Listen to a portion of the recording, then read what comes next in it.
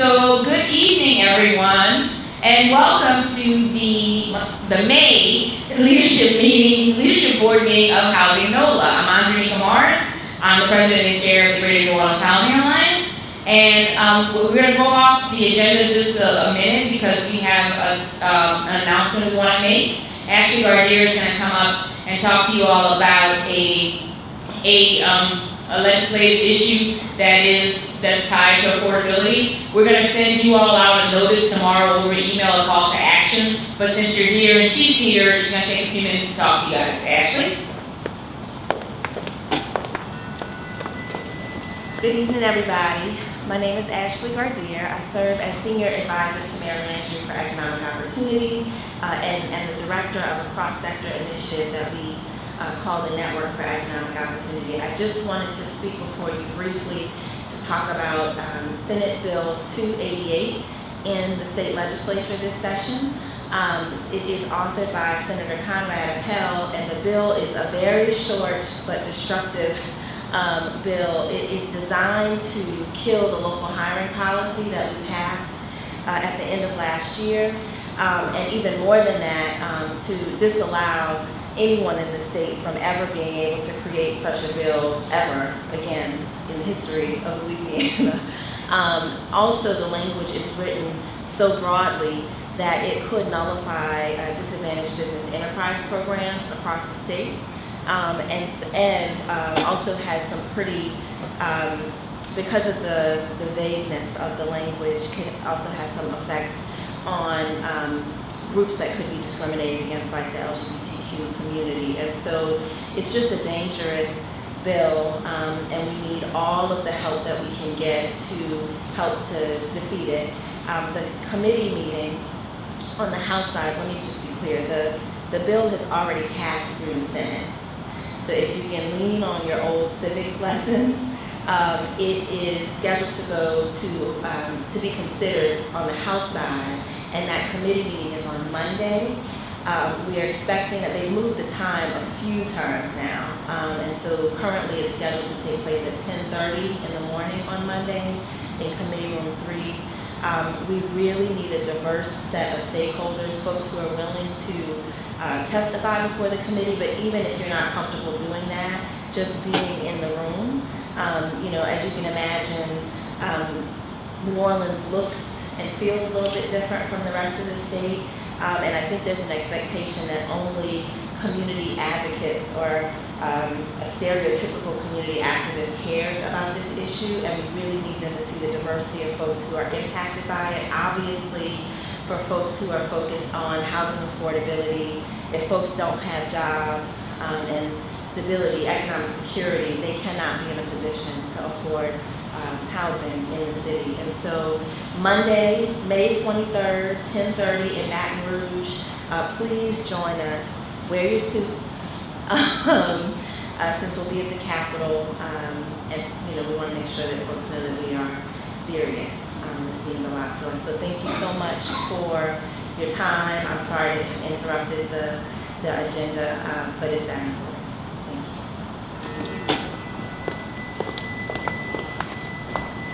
So thank you, Ashleigh. So if anybody has any questions, you guys can follow up. We'll have some contact information in the email that we'll send out tomorrow morning with the call to action. We did this last week, I believe, and it, like Ashleigh mentioned, they changed the committee meeting, but now that we know when the meeting will be held, there's still some question around the time, so we'll keep you guys posted on that. So next up in the agenda, we're gonna move really quickly through it because I know a lot of you are here for our main event. But we did want to give you an update on HousingNOLA's implementation plan for the year. You guys have got a copy of it as you came into the room. And again, we've been barraging the HousingNOLA listserv with a number of call to actions in order to address affordable issues. Today, just as a quick update, thank you for those of you who sent emails to your council persons or called the mayor's office. The text amendment was defeated today in the city council meeting by the skin of its teeth. It was a stalemate, which meant that nothing happened. So that gives us a clear field to continue our work to make these changes inside the master plan. Again, we want to do this with community. HousingNOLA is a community-driven process, but it also has to follow the existing rules, and we do not want to send the wrong signal to the development community or to folks who live here that we are not interested in affordability, right? So as Councilmember Cantrell said, we're worried about bad policy on top of some bad decisions. So thank you guys again for helping with that. And without further ado, I'm going to bring up Sasha Hauswald just to give everybody a little more context if you're not clear. We have commissioned an inclusionary housing study. So inclusionary zoning, Sasha's going to give you guys the whole rundown on inclusionary housing and inclusionary zoning and all the different definitions. But instead of just knee-jerk saying we need this as a way of solving the affordability crisis, we are studying this issue. We're working with community legislators as well as experts, including developers, to determine if this is viable and feasible in New Orleans. So Sasha is going to come on up and she's going to give you guys an overview on what we're looking at and how this is going to move forward. Thank you, ma'am.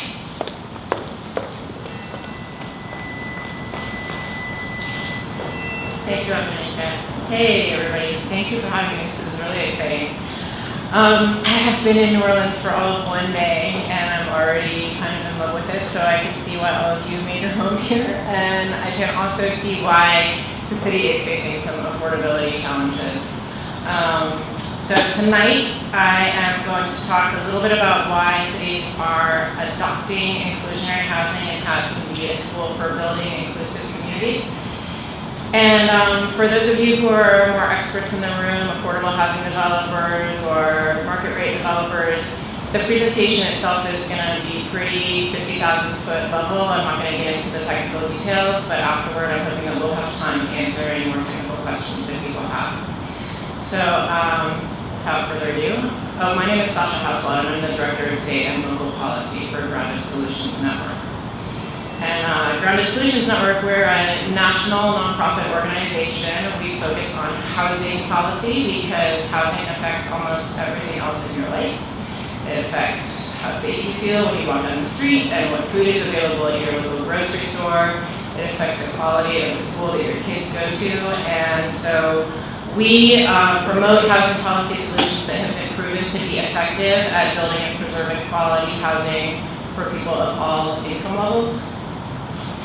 And one of the things that we're best known for is our expertise in inclusionary housing. So that is what I'm here in New Orleans for. We're providing technical assistance, as Andreanecia mentioned, to the city and to the Greater New Orleans Housing Alliance on whether inclusionary housing might be a policy fit for the city. And I'm going to define inclusionary in a moment, but first, I'm going to mention that Grounded Solutions Network doesn't only work on inclusionary, we work on the whole toolbox of housing policy strategies, if you will. And that's because, quite frankly, inclusionary is not the right fit for every community. It's good in some places, and it's not the right solution for every place. So there's no cookie-cutter approach to housing policy, and we take the approach that policies need to be tailored to work with the local market conditions, with the specific housing needs in that particular place. So whether there's a lot of vacancies, a lot of disinvestment, if it's a booming economy or just a recovering economy, all of these things really matter in terms of whether you choose inclusionary and also how you tailor that inclusionary program if you decide that it's the right choice. So with that caveat, I'm actually going to spend the rest of my time talking about how inclusionary has been used in other places for building inclusivity. And what I mean by inclusivity is communities where there is housing available and affordable for residents of all income levels. So that includes people who have spent their life here, who have raised kids here, who are aging and are now on a fixed income. But it also includes new residents, and it includes the opportunity for new jobs and new investment in the city. So I don't mean that an inclusive community is just a community for those who were here before. I mean that it's truly inclusive. What we don't want, however, is we don't want something like this. This is a picture from Detroit, and it's one of the many places in the country where growth and disinvestment are happening within a few miles of each other. So there may well be a thriving community of young professionals in these skyscraper buildings that you see in the background, but the economic prosperity isn't being felt by the neighbors in the foreground here. So thinking about that in the New Orleans context, I think what that really means is that we're striving for a place where those who stayed and came back after Katrina, who invested their lives in this city, can also benefit from the new investment that's happening now. To us, an inclusive community is also a community with economic integration and a community where there are mixed income neighborhoods. And the reason that economic integration is so good is that the opposite, economic segregation, where the low income folks are living in one part of town and the higher income folks are living in a different part of town, results in neighborhoods with very high poverty rates. And there is extremely good evidence that kids who grow up in neighborhoods with high poverty rates don't fare very well when they grow up, particularly in terms of their economic welfare. So there's actually a recent study that came out that said that their parents' income, the child's parents' income, makes less of a difference in terms of their economic success than the zip code where they grew up. So some people get a little bit uncomfortable around this issue because it can have the feeling of that you're promoting some kind of social engineering where you're going to put a bunch of millionaires on a bus and drive them into another neighborhood. And that is not at all what I'm talking about. What I mean is that good housing policies should make sure that people of all income levels have good housing choices. And the choice to stay in your neighborhood as it improves and grows is just as vital as the choice to move to a neighborhood across town. The really important thing in crafting inclusive housing is that nobody is trapped in a neighborhood that is unhealthy for themselves or their children, just because that's the only place where they can afford to live. So I'm going to dive a little bit into the nitty-gritty now. These are some of the housing policy tools that we can use to build inclusive communities. Traditional affordable housing, I think probably quite a few folks in the room are very familiar with. Traditional affordable housing comes in a lot of different shapes and sizes. It can be co-ops, it can be apartment buildings, it can be single family homes. The picture I put here is this really cute kind of rehab in Vermont, and I put that picture because I wanted to remind people that affordable housing doesn't need to look like the public housing did in the days of old. What defines affordable housing is not what it looks like, it's the fact that it has price restrictions and is restricted for renting or selling to people of a specific income level. So, although affordable housing is a pretty critical tool, it also is a tool that relies generally on federal and local funding in order to be able to purchase land and to support construction costs for the housing. So, across the country, I'm sorry, I skipped a slide, but I'll get back to it. Across the country, what we're seeing is that there are declining levels of federal funding, and jurisdictions are turning more and more frequently to local solutions like inclusionary housing. And this chart is something that I pulled from the HousingNOLA report. It actually shows that since 2010, there has been a dramatic decline in the federal funding available in New Orleans for housing. There was a peak in 2010, and now we're at about a quarter of that. So this isn't unique to New Orleans, but it is actually much more dramatic here than almost anywhere else in the country. Another potential shortcoming of relying exclusively on traditional affordable housing development is that because of the federal funding sources that are used to finance affordable housing, there are a lot of folks who don't qualify because they're just barely over income and yet still can't afford decent housing on the open market. So there's a missing middle, if you will, people who are caught between the affordability threshold set by federal housing programs and people who can afford a market rate apartment. So a lot of times, if the government is kind of falling down and they're not cutting it, our natural impulse is to turn to and see whether some clever business people might have come up with some intelligent solutions to the problem. And in fact, there are a lot of folks who think that the market really ought to be able to meet the affordable housing needs if we could find a way for it to happen. The problem is that generally market rate housing does not meet the needs of low and moderate income people, as I'm sure many of you have started to see. And in fact, sometimes just the opposite happens. New development might come in, it changes the look and feel of a neighborhood, it attracts different higher income residents, and the rents start to go up in that neighborhood. They start to creep up even for the residents who have been living in the surrounding neighborhood for a long time.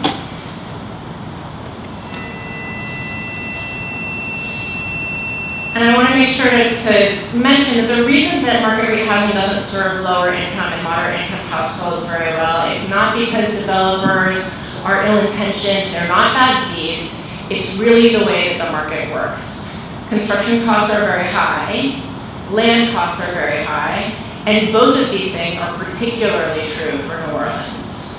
So in order to be a developer, you have to be able to recoup your costs and you have to be able to pay back your investors. In order to do that, you have to price your product at the top of the market. Now, fortunately, there is this middle way, which is inclusionary housing. Inclusionary housing, to our definition, is any policy or ordinance that requires or incentivizes the inclusion of lower priced and income targeted homes within otherwise market rate developments. So, said more briefly, it asks market rate developers to set aside a certain percentage of their housing units for folks who are earning a lower wage. In this theoretical example, let me see if I can get the animation to work. You could imagine maybe, yeah, okay, there, that little blue guy. We're going to call that Unit 4 in an inclusionary building.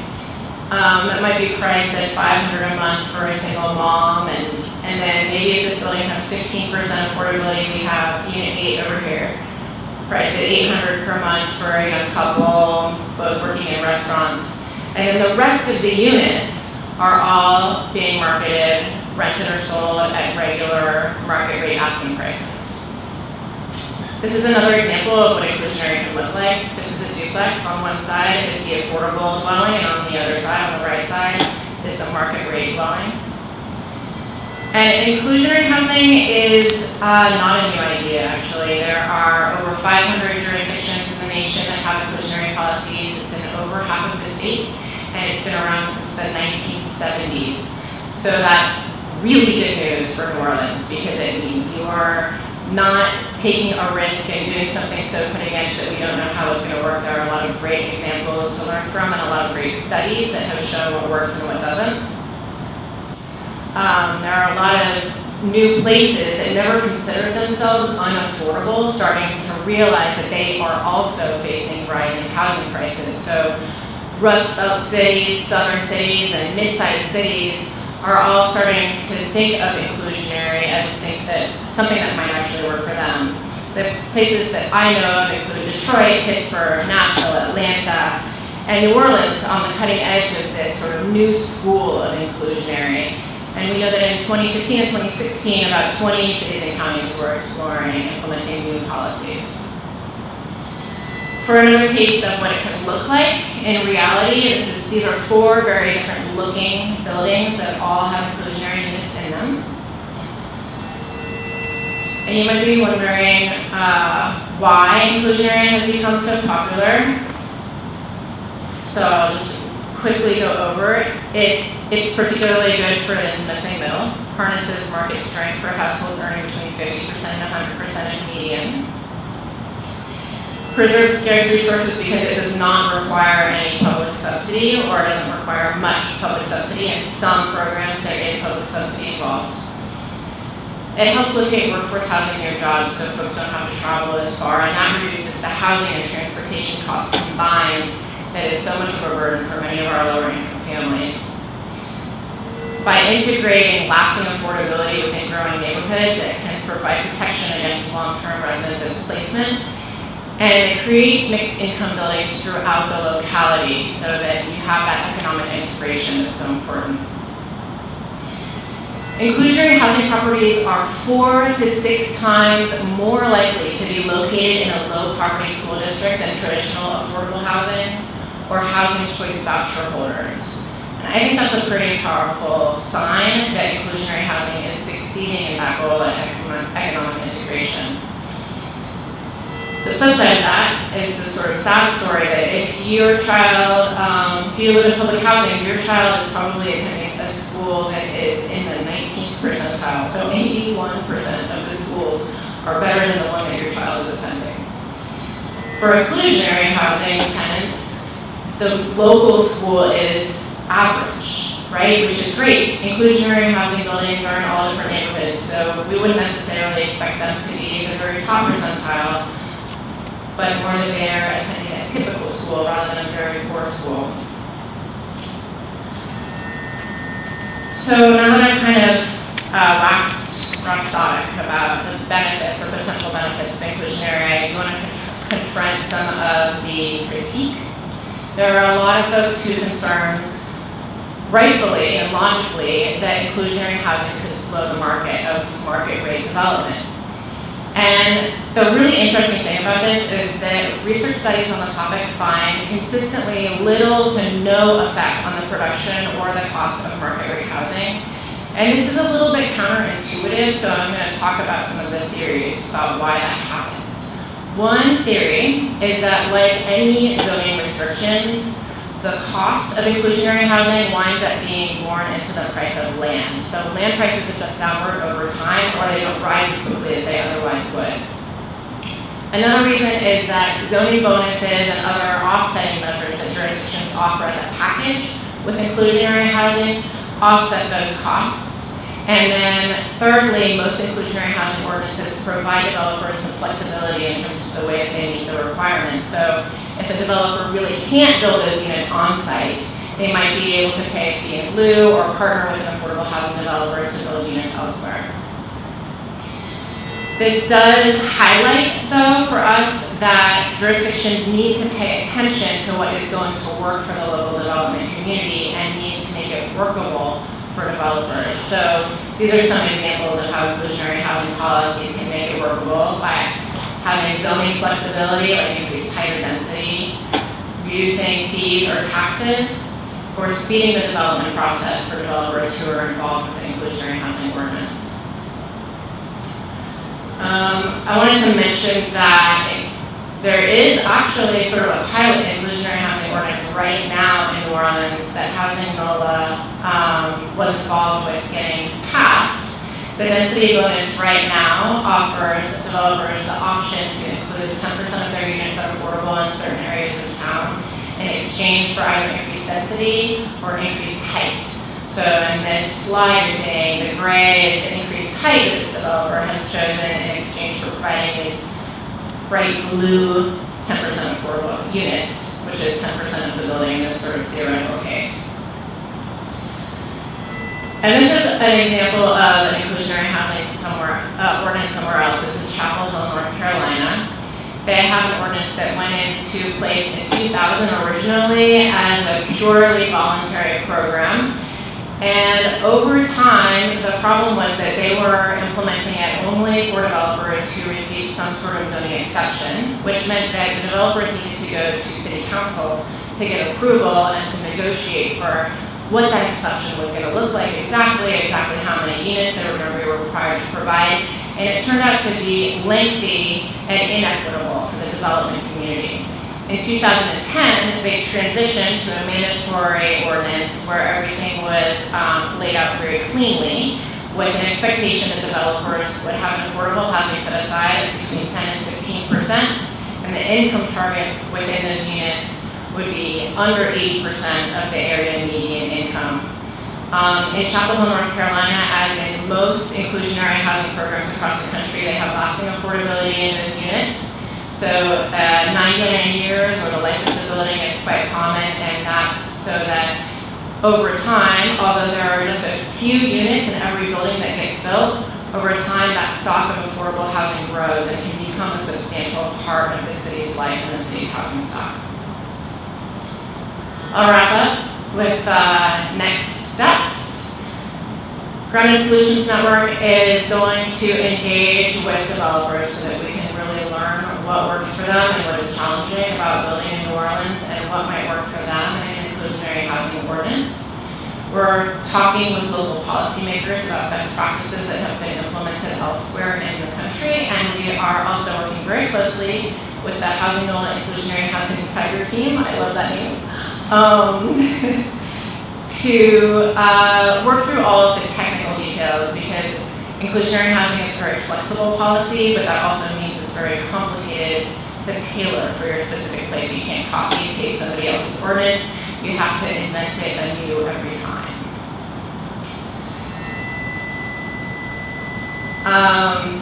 I'd like to commend all of you who are here and for HousingNOLA and for the folks who are in civic leadership for doing something now about housing affordability in New Orleans. I myself live in San Francisco, and it is not an affordable city.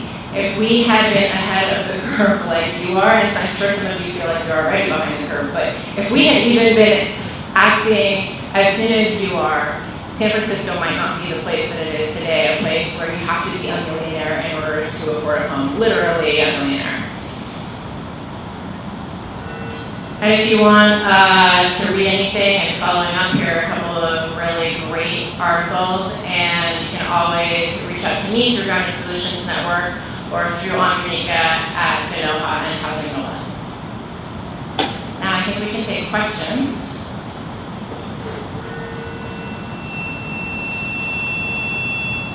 Yes, in the back.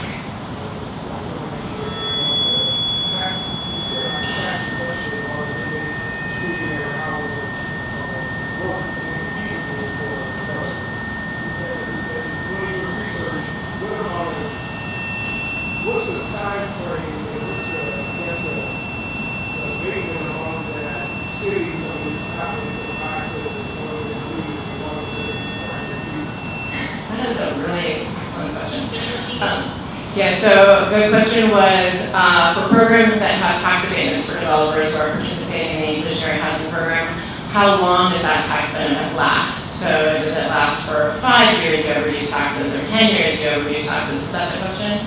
Yeah, it varies dramatically. It varies depending on your state law as well as your local market. I think in most places they wind up sort of tailoring an existing tax abatement program to fit with the inclusionary housing policy rather than starting from scratch. And so in a place like New Orleans, you would probably look and see what types of tax abatements are already available to developers, and then you would figure out how you might be able to package that with inclusionary housing, with an inclusionary housing program. So I think in New Orleans there are programs that go around 12, 13 years and potentially longer. But there's no rule of thumb, unfortunately. It could be 5 years, it could be 30 years.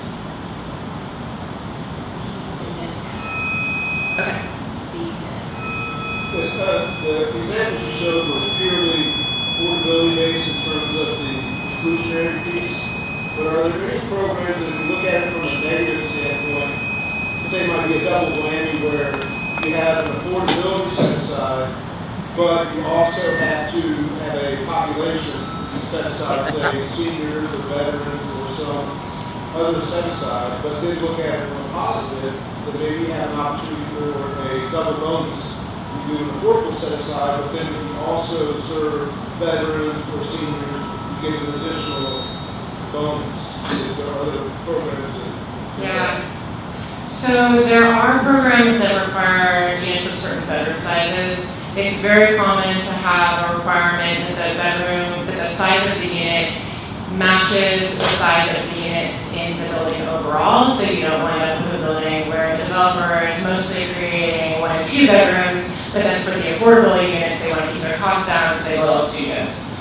So many places require that it look the same as the rest of the building. There are places that require larger units as the inclusionary units because they're concerned about affordable housing for families being available. It's complicated when you get into targeting units for seniors or for people who live in the neighborhood. A lot of those restrictions would violate federal fair housing law. So you're limited in terms of what you're legally able to do as a jurisdiction.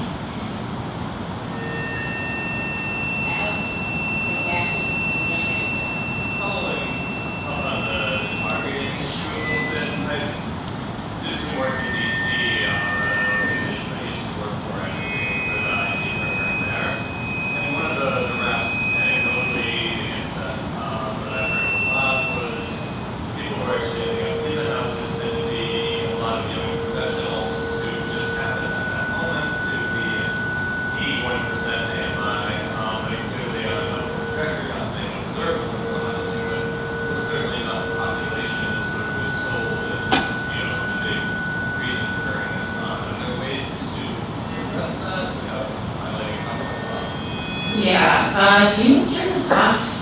Yeah, I think you're gonna have to. Although, I don't know if they're not yet. So different places do income targeting and income certification in different ways. I saw in DC, they were targeting at 80% of median for rental, which is on the high side. They could have opted to do it at 60% of median, which maybe would have gotten a different population. Marketing is incredibly important. I don't know what kind of marketing requirements they had for developers. So if you want for people who are low-income families to find out about the program, you need to market it to places where low-income families might actually notice that it's available. And then, oh, hey.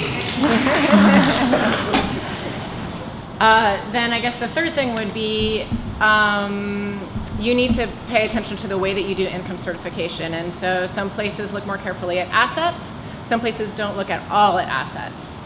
And I think it's a little bit difficult to completely exclude somebody who is a recent college graduate who doesn't have any assets, who is low income, but that might be because they actually are a good person to be upwardly mobile to take advantage of that opportunity. So, did that answer your question? Yeah, thank you. Okay.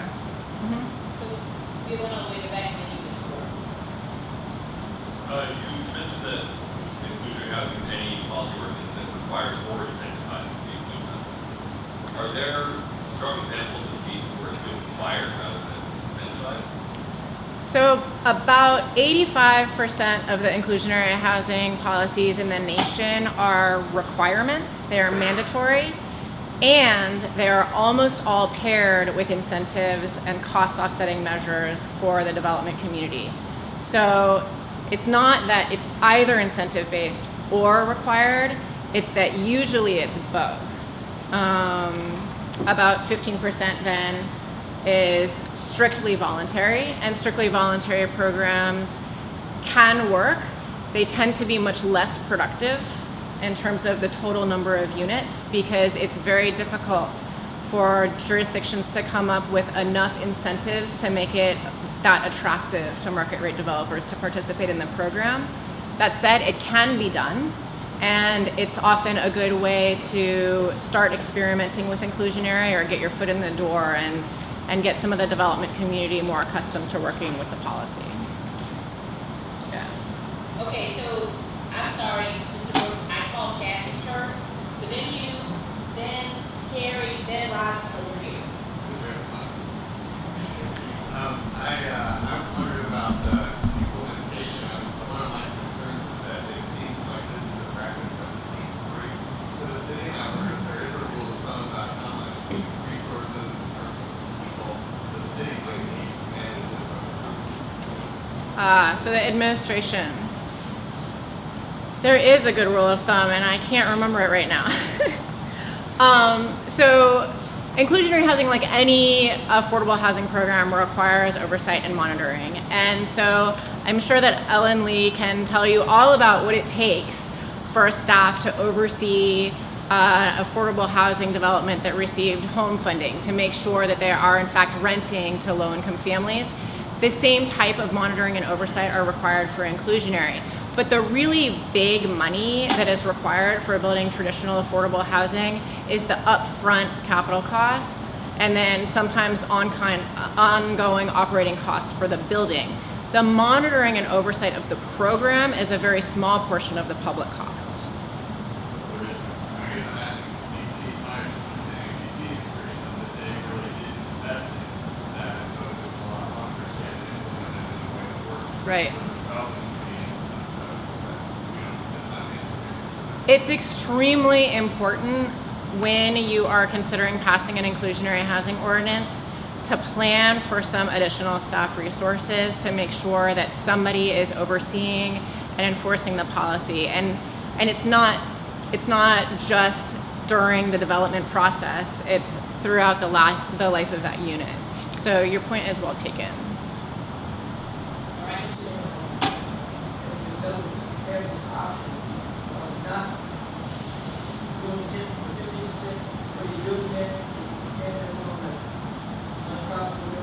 think that's without doing the, like, they just, they got nothing to be going downtown there.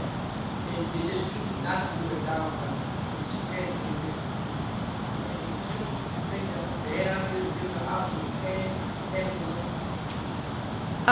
There's a lot of debate about that. I'd say that's probably one of the most contentious issues in inclusionary housing policy is, Repeat that question? yeah, so the question is it a good idea to offer developers the option to fee out of the on-site unit requirement?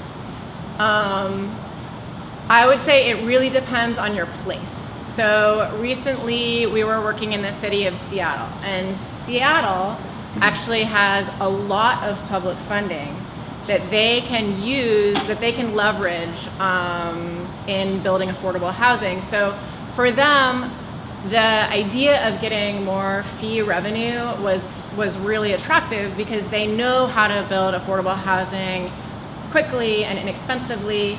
And upon looking at where in that city affordable housing was getting built, it was actually very surprising to us. But affordable housing in Seattle is kind of all over the place. It's not concentrated in low-income neighborhoods like it is in most of the country. So in that case, it wound up being the situation that the city was going to be able to get more total units in just as good neighborhoods if they allowed developers to fee out at a certain level. So developers still had to participate in the program, and they would have a choice, and some developers would choose to build on site, and other developers would find that for them and for their product, it was more sensible to pay the fee. Now, I'll give you the counter argument, which is that in some places they offer the in lieu fee option, and they set that in lieu fee to be much, much lower than the real opportunity cost that your average developer experiences with the reduction in revenue that comes through when they have to rent or sell a unit at below market rate. So if the cost for doing the in lieu fee is much lower than the cost for providing the unit, then all of the developers are going to fee out of the program, and that becomes a different program. So that's a housing development impact fee program, not an inclusionary housing program. And some places do want that, but it doesn't result in the mixed income product that a lot of people are really interested in. Yeah. So Gary, then Ross, then Lucinda.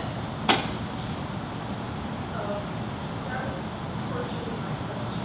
I have two questions. So that was partially one, have you cities, the other part of that question is, do cities, or have cities looked at the difference in cost between producing a one-bedroom downtown unit, elevator building, which would be $300,000 in the city, as opposed to $200,000 in the city for a $3,000 house in the neighborhood?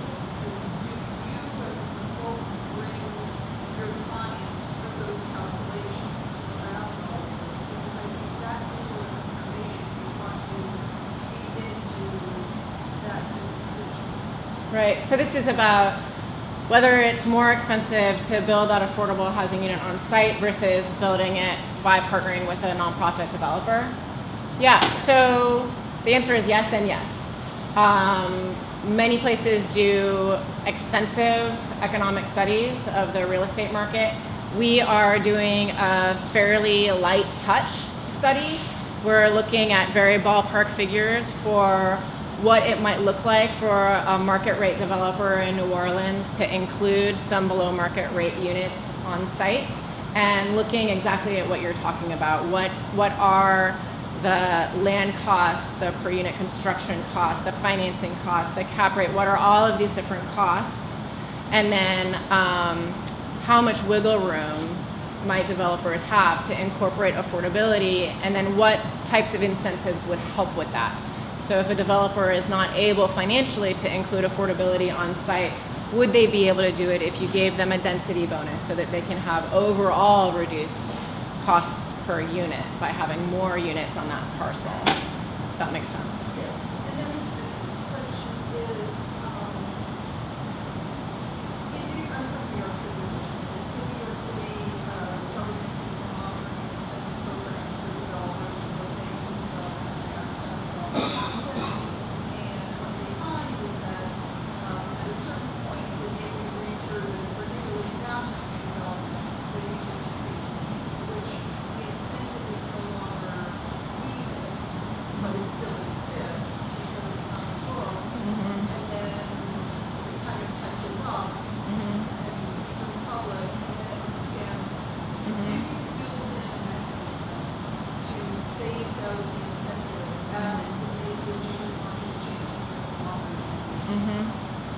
So everything with a really intelligently tailored inclusionary program is sensitive to the way that the market is when it comes into effect. And that means that you really have to look at it at least every 3 years and assess whether it is still working for your market. And I think that that would be one of the things that you would look at. You would say, you know, is the profit margin for development really huge right now because we have this enormously booming economy? Can we take some of this tax abatement and put it to better use? Yeah.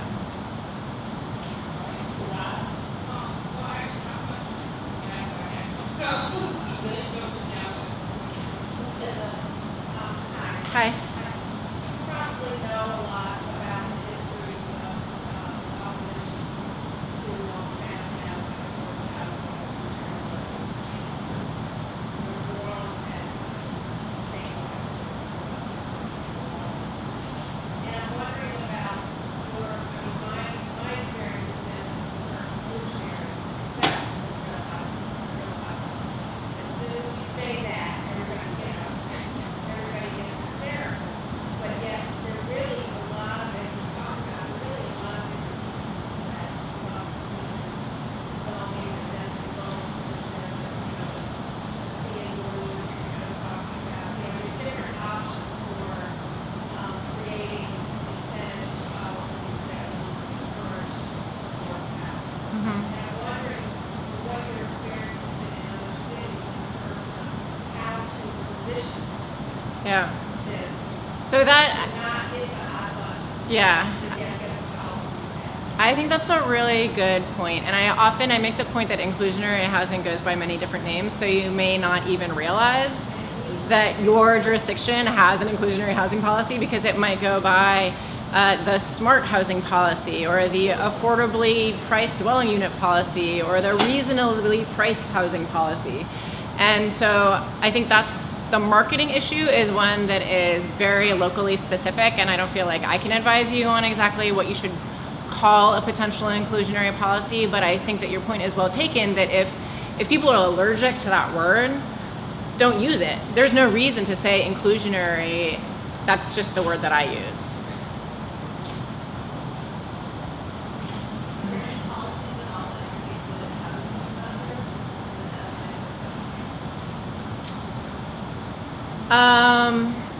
Yes and no. There are programs where the affordability limit is set to be the same affordability limit that the Housing Choice Voucher program uses, and the idea is that the Housing Choice Voucher payment to the landlord would help offset that opportunity cost.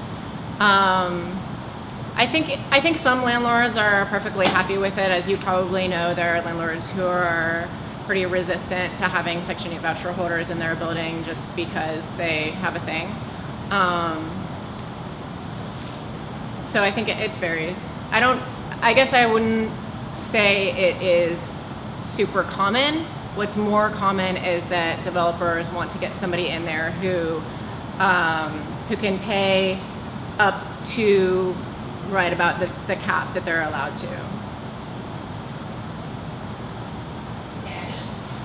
You mentioned the kind of cotton mill issue and that there's something that is a good way of dealing with people who are priced, or paying more than they should, but are maybe above the normal thresholds for already sufficient affordable housing.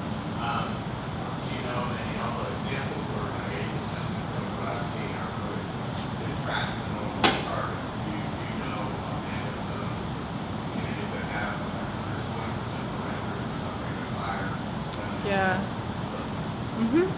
So income targeting varies really widely. You have some programs that target 30% of median, you have some programs that target 150% of median. And I think the thing to really pay attention to when you're thinking about income targeting is what is met by your existing market. So who is able to afford a rental on the market? And who is able to afford a home on the market? It doesn't necessarily need to be a brand new rental or a brand new condo, but if there is plenty of rental stock available on the market for people who are earning 100% of median, those people aren't exactly caught in the middle. They have housing choices. And that point of who is served by the market varies a lot from market to market. And then I guess I would say it's true that people sort of trend to stick to 60, it's common to stick to 60% of median or 80% of median, but there are other programs that have 85% of median or 90% of median or 40% of median. So it's definitely not across the board that they stick to those typical HUD guidelines. And then also, I consider caught in the middle to be anybody who is above 50% of median income, because in maybe 60%, depending on how your tax credits are distributed, but that 60 to 80, it is, even though it's still considered low income, most housing programs don't serve people over 60. I don't know what it is here, but yeah. Talked about how the policy needs to be tailored to the local community. Wondering what those factors are that you would tailoring and what those considerations are. It sounds like decom, what the income level is, Yeah. Yeah. So there are many, many, many considerations, and I won't go into all of them, but I'll sort of broadly bucket them. You need to look at what your housing needs and priorities are. For some places, depth of affordability is a real priority, and so they might not be interested in this missing middle group. Those folks might be doing okay as far as they're concerned. They really want to target the people who are struggling on a daily basis to put bread on the table.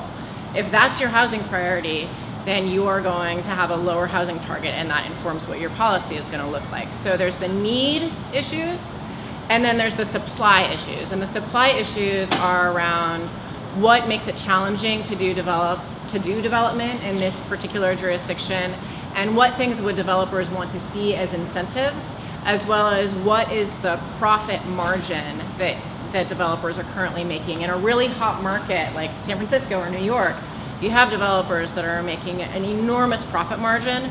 So it means that there's more flexibility for the city to impose a requirement without offering a lot of incentives along with it.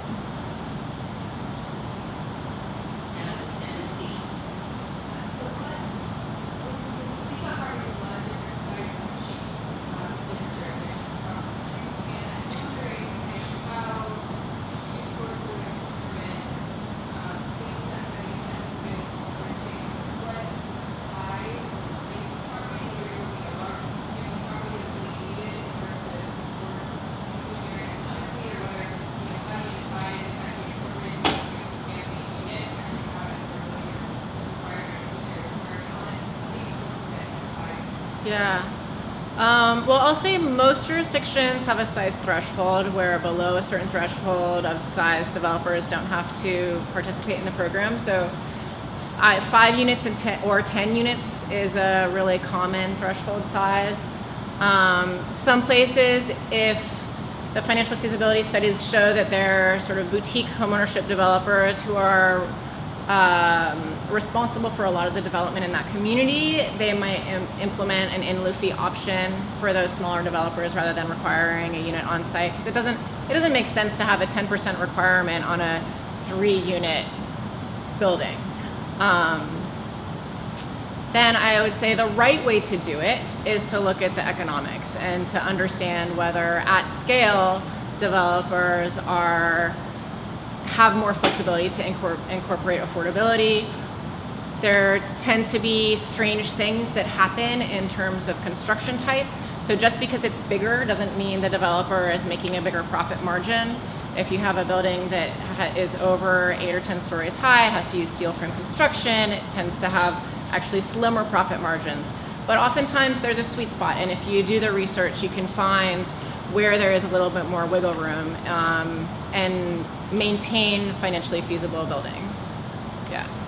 I wanted to say one other thing about the tailoring that I didn't say, which is that this question of whether or not to have an in-lieu fee or whether or not to allow off-site development is definitely one that really needs to be tailored for the specific municipality. And when I look at places like New Orleans, where there is a lot of preservation work to be done and a lot of reinvestment in existing housing stock that could be accomplished.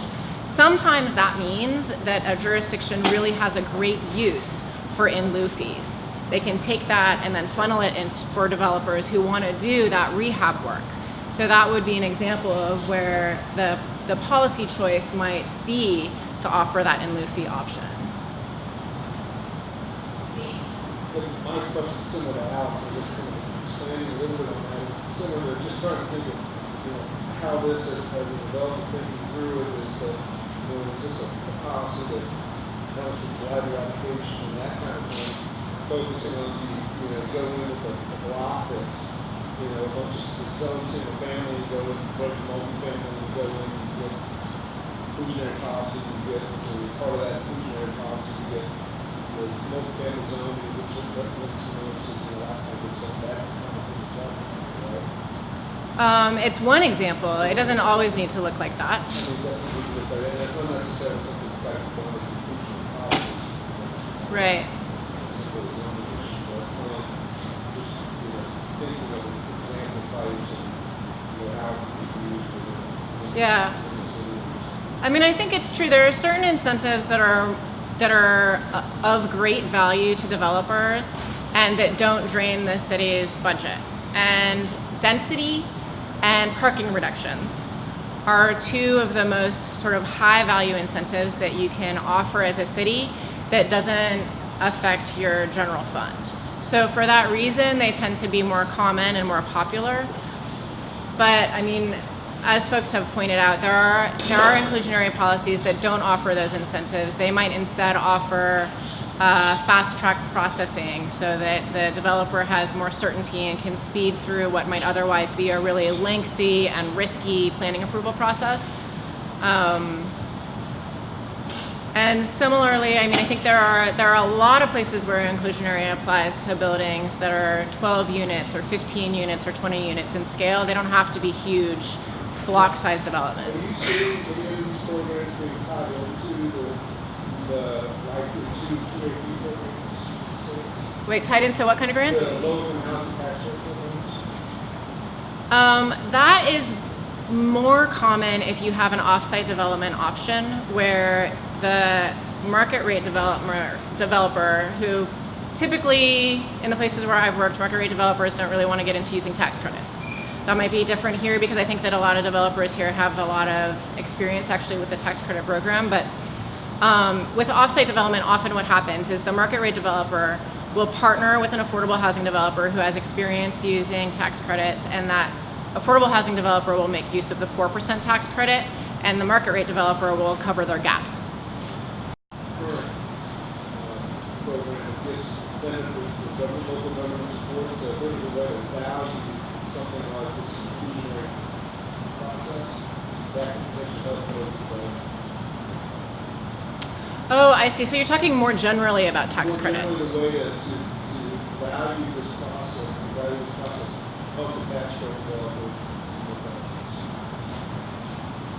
I guess I'm not exactly sure what you mean. Maybe you could repeat the question. The example that you're talking about is in terms of, if there's like the earlier gentleman was talking about the value of the tax credit. Right. You put a specific dollar valuation. Right. That's something that we would be able to include in our application process to say that we're getting X dollar of value related to the project. And that would allow that help us in the application. That kind of stuff. Oh, I see. So for getting your planning approvals. Yeah, for getting your planning approvals, you mean? Planning approvals, it would. Okay. We'll talk about it afterward. Anything else? Any other questions? You want to have the conversation with class? No, it's not the class. You are like.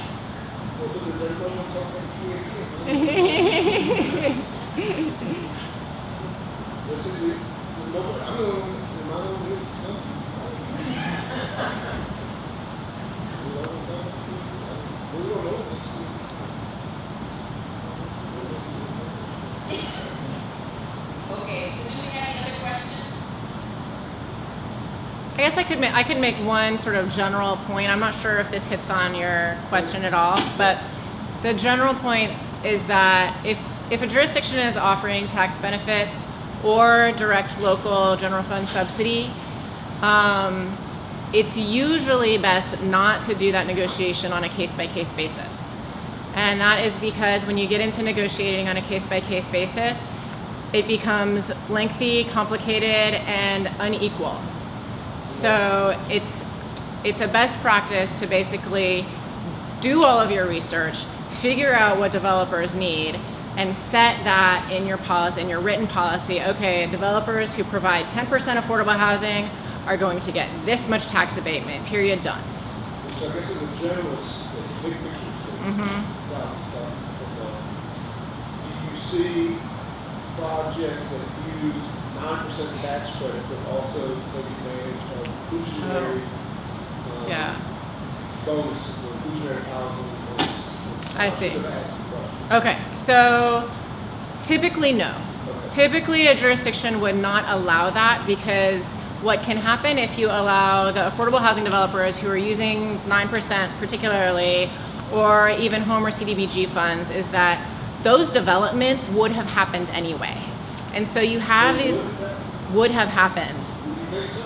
9%. Well, maybe not here. So hear me out though. So if in most cases, right, you have an affordable housing development community and they're taking advantage of certain resources. And now if you have a market rate development community and you say, oh, you can use all of these resources, these scarce resources that affordable housing developers are currently using, and we're gonna give you tax abatements, maybe additional density. Now all of a sudden you're kind of robbing from Peter to pay Paul. And you're not gonna wind up with more total affordable housing units. What's gonna happen is that the market rate developers are gonna build them instead of the affordable housing developers.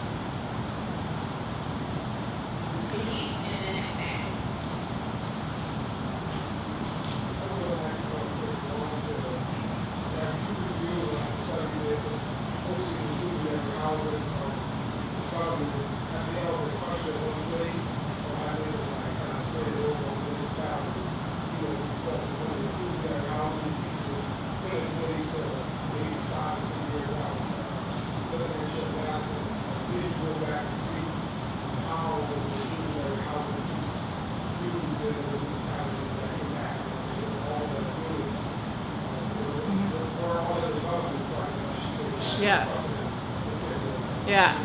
So the question is, if I'm hearing it right, are all of the inclusionary buildings, the mixed income buildings, all in one part of town after you look back?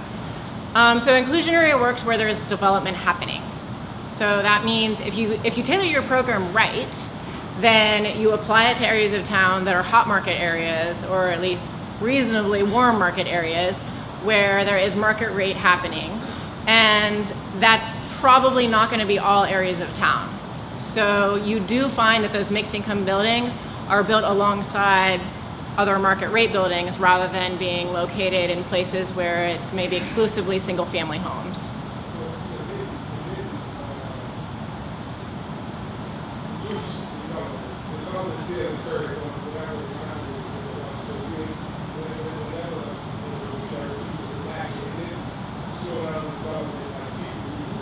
Right. Yeah, so that is the most common question is, but isn't this going to slow down market rate development? Isn't this going to have a negative impact on our development community that for the past decade we've been begging to come and build something here? And it's really counterintuitive, but it doesn't seem to bear fruit. It's really, there basically is very little evidence that after implementing an inclusionary housing policy, there is a reduction in market rate production or an increase in market rate prices. So we can talk more about the various economic theories about why that happens, but that's what the research is showing right now.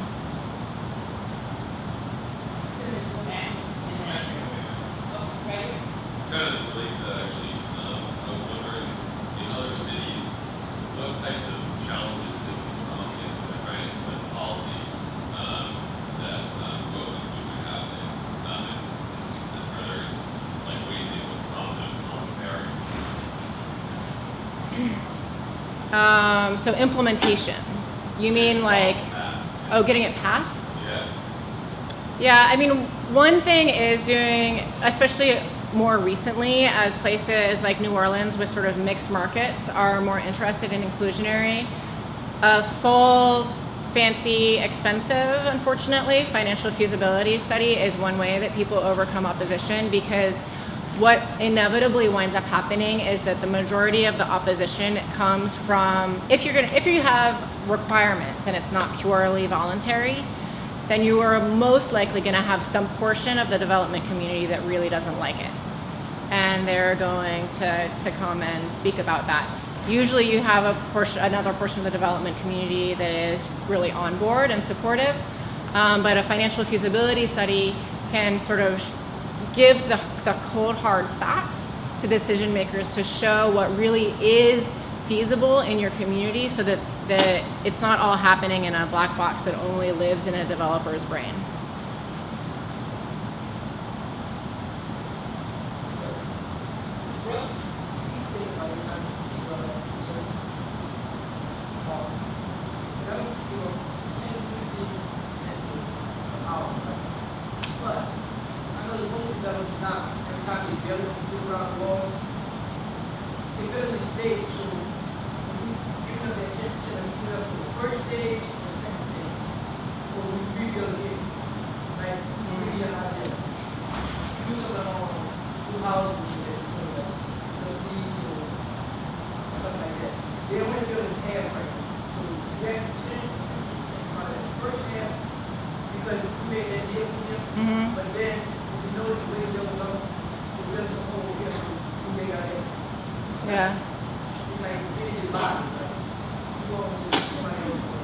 Yeah, so it's pretty common to require developers to build the affordable units at the same time that they build the market rate units, because this is maybe one of the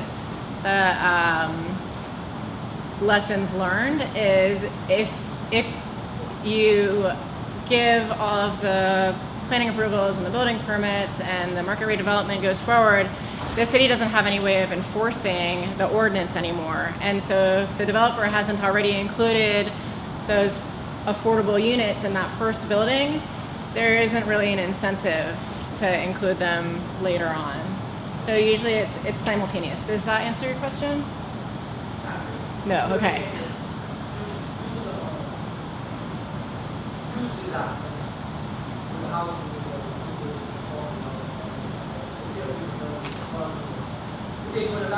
Some buildings they go to say that they buildings, right? And say there's so many units, but you know, this much property is built up here, they want to rent it. And then they decide to be ready to build a whole unit. That's step from the first, they said they like one plan, they second grade, they never see them while they're here now. Decide to build a unit. I think it would depend on how they got their planning approvals. So if they got the planning approvals all at once for both buildings, then in those plans they would have promised that there's going to be this many affordable units in building 1 and this many affordable units in building 2. If they did the planning approvals for building 1 first and they have to go back to get approvals for the second building, then when they go back for approvals for the second building, that's when they talk about what percentage is going to be affordable in that second building. So it probably depends on exactly what their process is with the planning commission. I think the difference will come at the permit stage versus at the planning stage, right? So anything related to CPC stuff, I mean, one thing, but as far as getting your permits from safety permits, I think it can be a different deal, right? So whenever if it's permitted, whatever you're doing is permitted and ready to roll. You're really only going to get a permit for the piece that you're going to be building right then and there. So if you're going for another permit to do the rest of it, even if you have approval to do everything, I think it's when you pull that permit that it will be relevant for that stage of the project will be coming in. And I think what's relevant to that conversation though is when permits are pulled, that the affordable piece and the market rate piece are both being built at the same time, so that whatever leverage you have is maintained. That's right. Yeah. Yeah.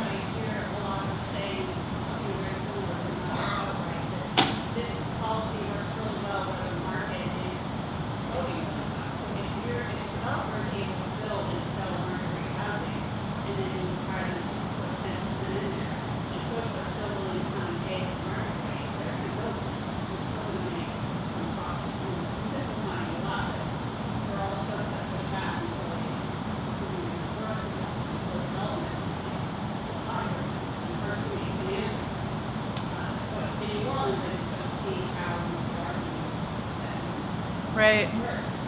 We have people willing to pay. Right. I mean, I think that's, Than they were 3 years ago to live there. to some extent, I do think that's true. But I think I think in New Orleans and in many places that are sort of recovering economies, developers' profit margins are actually pretty slim. And if you impose a new tax or a new requirement without offering any cost offsetting measures, particularly for a developer who has already purchased their land, that could actually really be a problem. So I wouldn't say that you can just, if there's development happening, it's fine. Just implement whatever percentage affordability on site you really want. I think you do really have to be sensitive to what will work. Yeah, and where, I mean, I think that purchasing land is really important because the economists who study this seem to think that most of that cost in the long run gets borne by landowners, not by developers, because developers are facing sort of a fixed set of development costs. And if inclusionary housing requirements are amongst their fixed set of development costs, then they're willing to pay, after that, a certain amount for a parcel. And so what happens after you implement inclusionary is that all developers are facing slightly higher development costs, and they're willing to pay slightly less for any given parcel.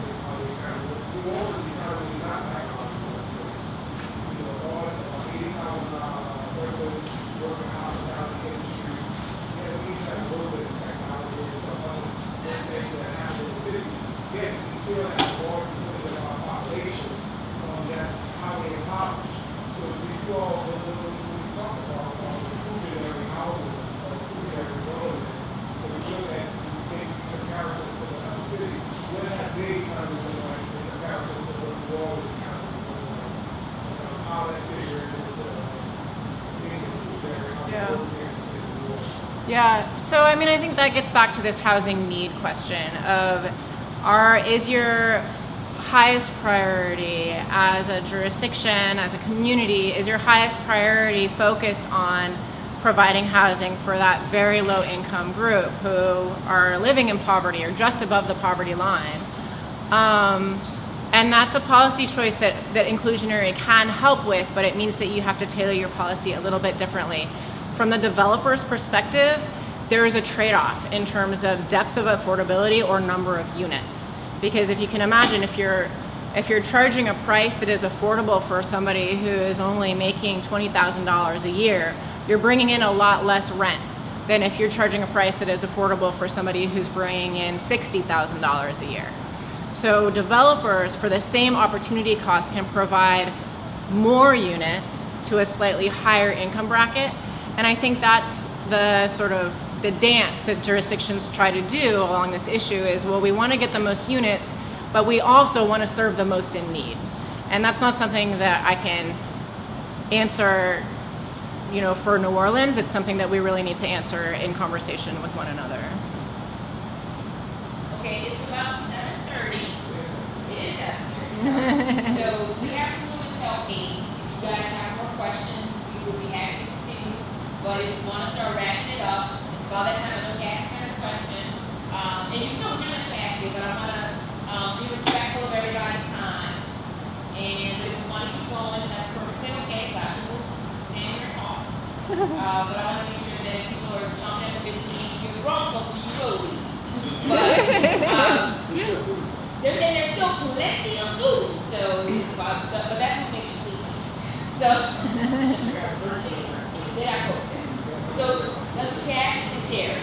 Well, I wanted to say just one other thing though about this, is it happening in cities like New Orleans? And I would say no city is like New Orleans, and no city is like any other city. It is happening in Pittsburgh and Detroit and Nashville. I mean, it's happening in places that are not wealthy places. They're not San Francisco or New York. But they're also not New Orleans, and New Orleans is going to need to tackle these challenges in a way that it fits this city. Yeah. Cash and Gary. So I know it's again, but I wondered how, so normally if you pass, the city council passed a wonderful bill, and on January 1st, is there some period of time that is normally the case that you know, that as well? Yeah. 2 years, I don't know when anybody's Yeah, so I'd say it's for this sort of the land value issue and for the market being able to adjust and developers being able to prepare for it.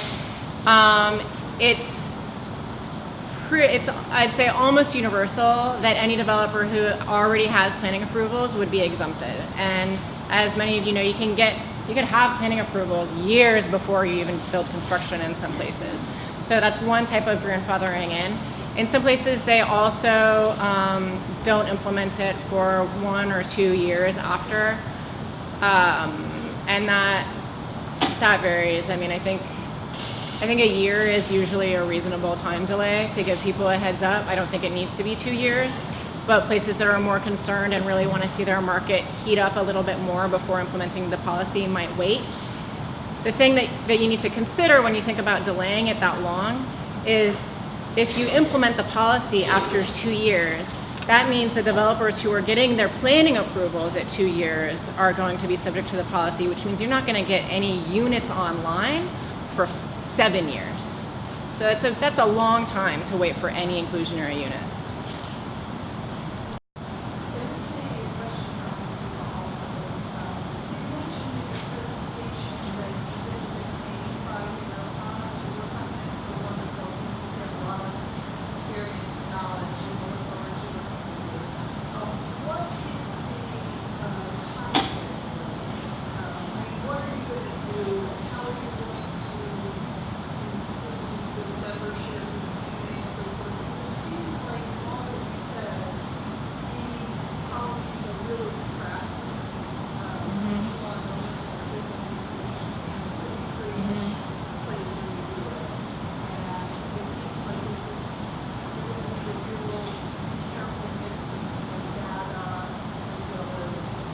Yep, I think that's right. So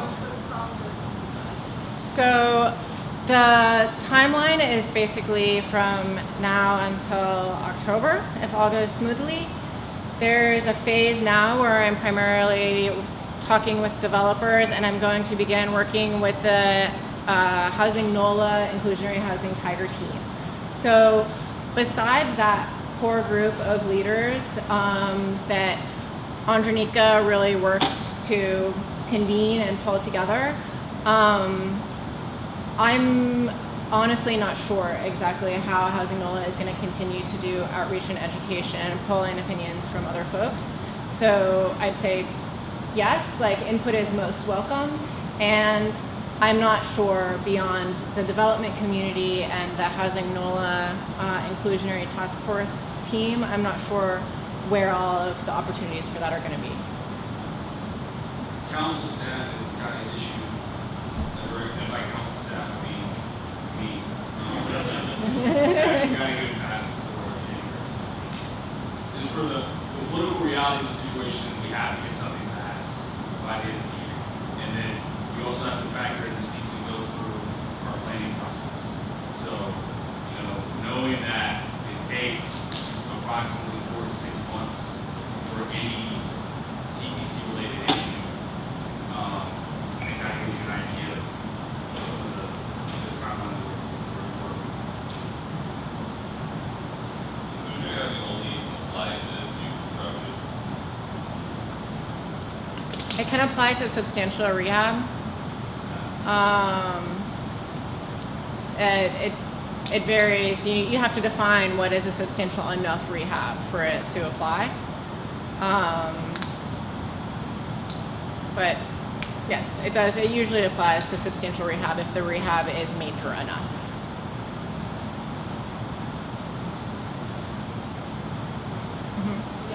Would it be applied to a substantial rehab of individual properties, and can it be applied to for homeownership as well as rentals? So the question is, if there's one single family home that is being rehabbed, then would it be applied to that Not home? as part of a group. Can it be applied to a group of individual homes? Yes. So in most places, inclusionary housing policies apply both to rental and to homeownership new development. And like I said, there's usually a size threshold, so it would probably not apply to one single family home being built, but it might apply to a big planned unit development where there are 300 new homes being built.